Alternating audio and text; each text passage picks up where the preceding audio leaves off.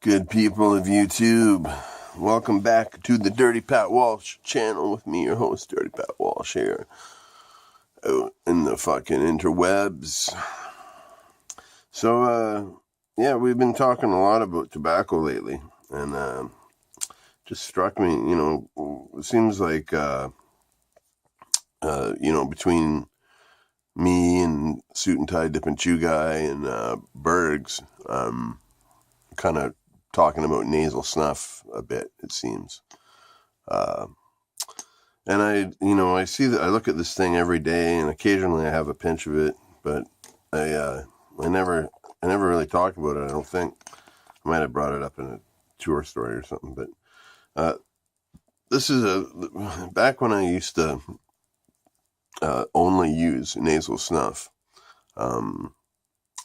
and that was during the years when I was on tour a lot. Was when I would use nasal snuff a lot, just to timeline it.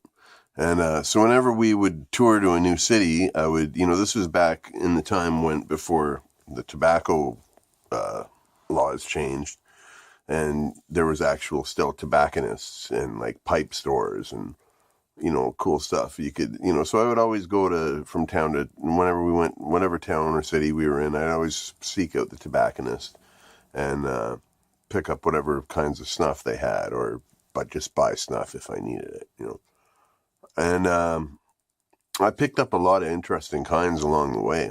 I wish I still had all my can collection. I used to have an astounding collection of snuff cans and snuffs, but I lost them in a move or something. But one that stuck with me is this bottle. Now this bottle, this is a product called Smith's Snuff, and it's a lemon snuff.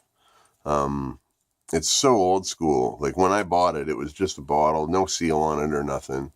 It was a full bottle. I've obviously used that. I actually used a bunch of it to make some dip out of mint leaves. I mixed this up with mint leaves and molasses and kind of made a dip out of it when I was running dry on dip a while ago. But yeah, it worked good. But yeah, so I got enough left here to last me for a long time. But yeah, this bottle, like I bought this bottle probably, it would have been at least 15 to 16 years ago now, because I was touring in Halifax, and it was, I think, a year or two after I'd quit drinking.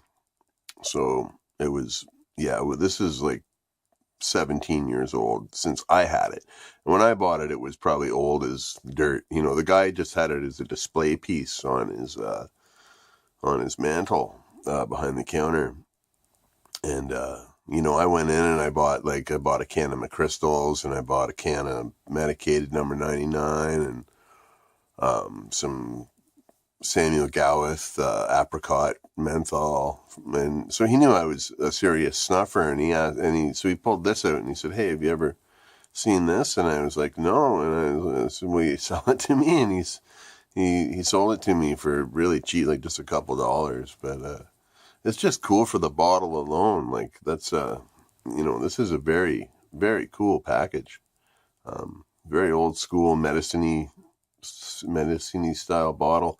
No email address or nothing. It just has the address of the place, 74 Charing Cross Road, London, WC2 Temple Bar 7422. I don't know what any of that means. Established 1864. Smith's Snuff, G. Smith and Sons. There's a picture of a dude there. Made in England. There's no trademark on it or nothing. Like this is a really old bottle of snuff. But nasal snuff doesn't really go bad. And this is kind of the proof of it. I've always kept this well sealed and in a good place. Like I have stored it well. I think that makes a world of difference. But here, yeah, if you can see it, it's kind of a coarse grind snuff, not terribly fine, but not like hape, it's just a nice fluffy kind of snuff. And this is a lemon scent, so it smells of lemon, and it's a very mild lemon. It's not like nothing like Skull Citrus or anything like that. It's like if if you had like a lemon rind and you smelled it from a distance, like it's very subtle, very very natural, and very mild. We're gonna do a little snoot right now. See, you got.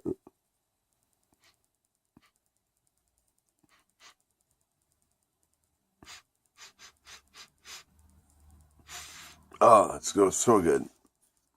And yeah, like Suit and Tie Dip and Chew Guy did a video about nasal snuff this morning or last night, and very informative on how to use snuff. There's many ways to use it. Like that way, like they call this part of your hand the snuff box, right? And it's perfect. Like you can just put a little bit in, Oh, it smells so good.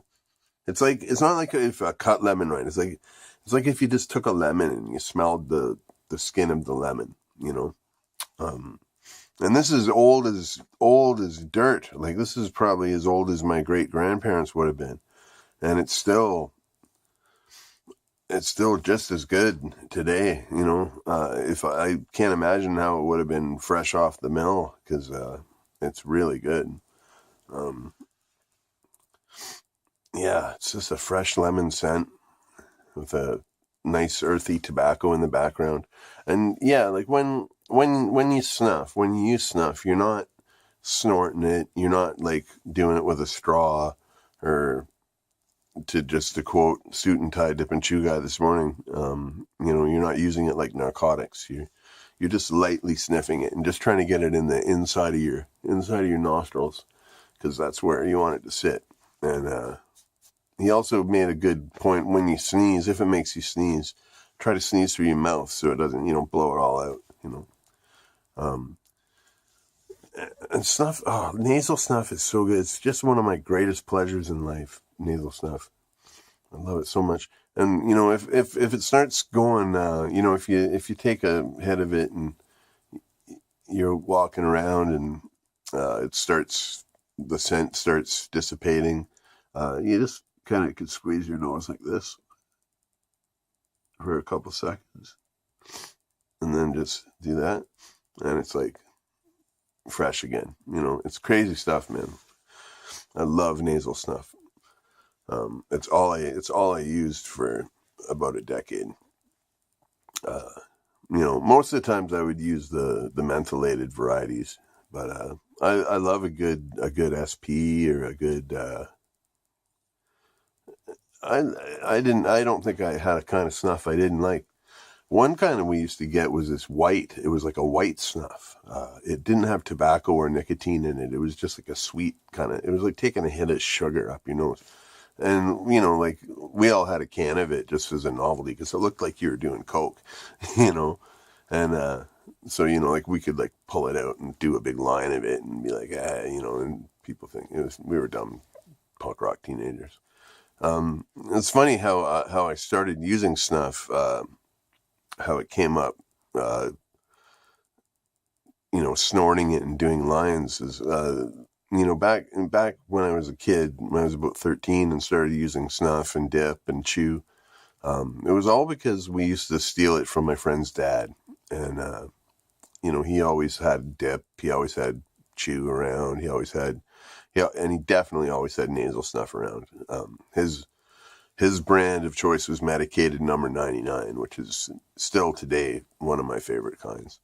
And we would take it and we would literally do lines, and that was like the contest. Like we were like 13, 14, we got all drunk, and homemade wine or something, and lay out these like massive lines, like this long and like this thick, and snort it with a McDonald's straw. And who could ever do the biggest line was the winner, kind of thing, right? And oh my God, how many afternoons did I spend drunk off my butt, holding my face bright red, going ah. But as you grow older, you mature and you learn how to use things properly. I had enough of an interest in snuff after those first reckless experiences with it to pursue it. And I've always enjoyed a pinch of nasal snuff. It's one of my greatest pleasures in life. I love dipping and chewing, and I love doing that. I'll probably always do that. But getting some of this back in my life, Suit and Tie Dip and Chew Guy just sent me a little can of McChrystals, which is my favorite snuff ever. And having it back in my life is just, it's a real joy. So thanks a lot for that. Another thing you also want to have when you're a snuffer is a hanky. I do use hankies. I have a lot of them, though. I don't use them. I'll use them a couple times a day, and then I'll wash them.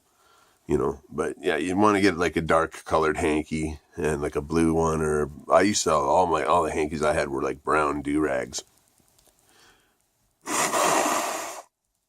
And because you do get, when your nose starts running, you get this brown crap running down your nose, and it's kind of gross. But yeah, Smith's Century Snuff, Smith's Lemon Snuff by G. Smith and Sons at 74 Charing Cross Road, London. You'll probably never find this stuff anywhere, so I can't recommend it, but I will say it's a very good product, and after all this time, it's held up, and it's still good as ever. So they don't make them like they used to. All right, be well, stay free. Thanks for tuning in. Thanks for subscribing. Shout outs to Suit and Tie Dip and Chew Guy, of course. Berg's Dip Reviews, Winnington Outdoors, Real Talk Studios, Pat Gibson, Jeff Gravel, Wayside Lee 83, Kurt Gainfort, Markwood Recordings, Bone Daddy, all the good people, Hillary Thompson. You're all awesome. Keep it up. I'll talk to you soon.